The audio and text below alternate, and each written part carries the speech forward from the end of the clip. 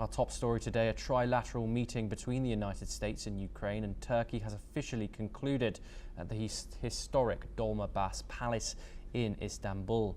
Seated alongside US Secretary of State Marco Rubio was General Keith Kellogg, President Donald Trump's envoy on Ukraine. The bilateral meeting between Russia and Ukraine will begin shortly. Trump has also said that he hopes to meet Putin as soon as possible amid the ongoing peace talks. Leading the Ukrainian delegation are Foreign Minister Andriy Sybiha and Andriy Yermak, the head of President Zelensky's office. Turkey's Foreign Minister Hakan Fidan is now serving as host at the centre of these key negotiations.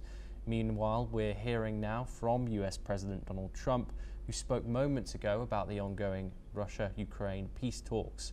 In his words, it's time for us to just do it. We're going to get it done, he said. That he is seeking a meeting with Russian President Vladimir Putin as soon as we can get it set up. Earlier this morning in Istanbul, Ukraine's National Security Advisor Andriy Yermak, Foreign Minister Andriy Sybiha and Defence Minister Rustam Umpriov held closed-door meetings with national security advisors from the United Kingdom, the United States, Germany and France. Mark Rutte, the Secretary General of NATO, has sharply criticised Russia's approach to the peace talks. He says, "I think Putin made a mistake by sending a low-level delegation." Let us listen in to what the NATO general had to say. I think Putin made a mistake by sending a low-level delegation with this historian leading that delegation, who was also there in the talks in 2022. The ball is clearly in his part of the field now, in his court. He has to play ball. He has to be serious about wanting peace. So I think all the pressure is now on Putin. In a worded statement, the Chinese Foreign Ministry has weighed in on the ongoing Russia-Ukraine conflict. "We support all efforts dedicated to peace," the ministry said, calling on both Russia and Ukraine to begin direct negotiations and engage in constructive dialogue. Let's listen in to what the Chinese Foreign Ministry spokesperson said. 我们支持一切致力于和平的努力，支持俄乌双方开启直接谈判、开启直接对话。希望有关各方继续通过对话谈判，达成一份公平、持久、有约束力，并为各当事方接受的和平协议，最终实现乌克兰危机政治解决。 We're now joined by Joshua Barnes, anchor and correspondent for NewsX World, to give us the updates on what's happening in Istanbul. Joshua, a lot of diplomatic moves going on in the Turkish city today.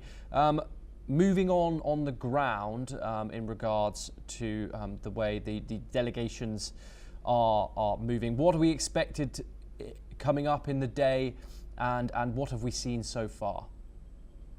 Well, yes, Thomas, we expect talks to be held between Russian and Ukrainian delegations with Turkish delegations present potentially as well.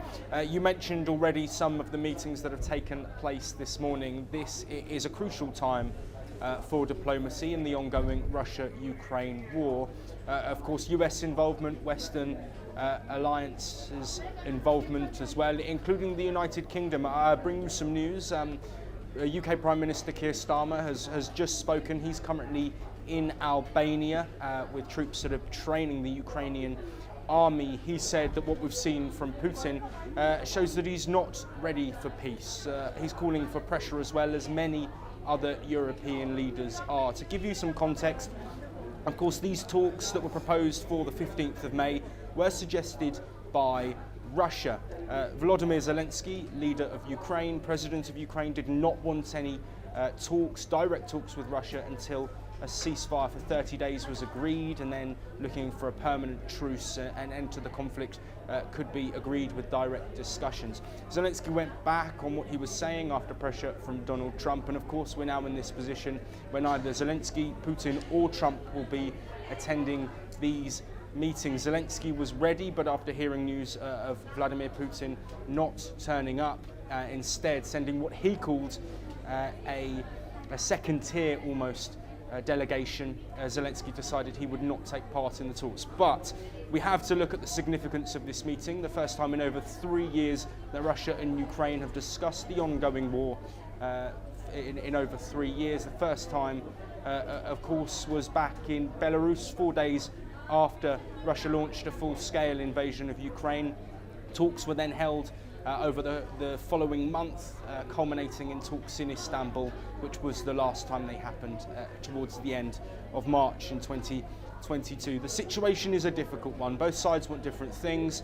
Of course, Vladimir Putin's been strong in his desires, including Ukraine not becoming a member of NATO, no peacekeeping troops in Ukraine if a ceasefire deal is agreed, and of course not ceding the land that the Russian army has taken. Ukraine, on the other hand, almost want the complete opposite. Both sides will need to make concessions for a final peace deal to be agreed, but that pressure from other nations is a key area. We've had pressure, like I've mentioned, from Western leaders. The EU Commissioner Ursula von der Leyen, the head of the EU, she has spoken today and said that pressure needs to be ramped up. We've heard comments from the French Foreign Minister saying that the Russian economy needs to be suffocated. He made those comments in recent days as well. So the key factor here is the United States. Donald Trump, as he does, has conflicting messaging. At points he's put pressure on Zelensky to have these talks, says while he's on his Gulf state visit that he will attend the talks if he needs to. Then while he's flying on Air Force One, says that Putin won't turn up to talks unless he's there. We've had more consistent messaging from Marco Rubio, who has been in Turkey himself for a NATO meeting that took place over a couple of days, him saying that the Russia-Ukraine war is at the top of most foreign diplomats' agendas at the moment, foreign ministers and Secretary of States as an example. The situation is at an impasse, but there is positivity. We can't expect this process to happen overnight. It will probably take a lot of rounds of talks. Turkey have said they're more than happy to facilitate that, and we've seen meetings this morning between Turkish delegates and Ukrainian officials and Russian officials as well. These will sure to continue. We've also got countries like China who have said that they will help participate in these negotiations as well. The ongoing Russia-Ukraine war has wide implications for the economy, not just the lives that are being lost and the territory that is being traded between Russia and Ukraine. The situation is at an impasse, but these talks will hopefully move that forward. Joshua Barnes, thank you very much. You are staying with us. Defence ministers from